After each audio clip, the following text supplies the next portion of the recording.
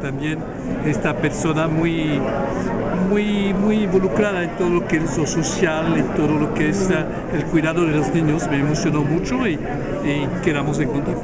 ¿Esto desde cuándo nace esta relación? Bueno, ¿En qué año? No, hace ¿Apenas? más o menos un año, porque yo llegué hace un año y nos encontramos pronto en esta exposición del maestro.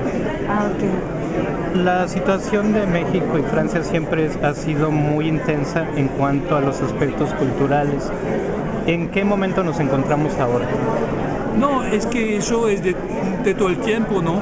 Es una cercanía cultural entre los dos países con muchas afinidades que siempre hubo y siempre vamos a tener. Yo no veo ningún cambio, todo lo contrario, estamos preparando en este momento el año de México en Francia, trabajando mucho. ¿Para qué año sería? 2011, y yo creo que va a ser un gran momento para que muchos franceses descubren o redescubren a México y se acerquen más a este país de leyenda y de maravillas. ¿Qué vamos a llevar o qué se va a ver allá de México? Estamos preparando en este momento, habrá exposiciones, habrá teatro, habrá música, hay que presentar cine, obviamente, todas las facetas de México, de la cultura, pero no solamente de la cultura, sino también de la economía, de la política, bueno, todo el país con todos sus aspectos. ¿Cómo está el intercambio México-Francia en cine?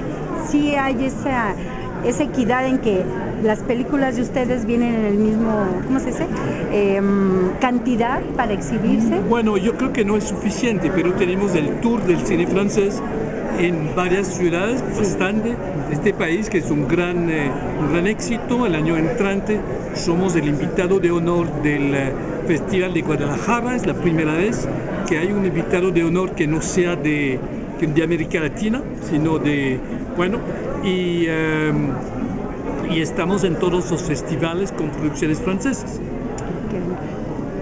Y las actividades, por ejemplo, de Sopexa, ¿han aumentado, se han mantenido? Porque yo nada más me he enterado, por ejemplo, de Bordeaux a tu alcance. No siguen las actividades de Sopexa, obviamente, y bueno, porque siguen la producción agroindustrial de Francia con los vinos, la gastronomía, y eso va a seguir también, y por eso sigue Sopexo con éxito en este país. Muchísimas gracias.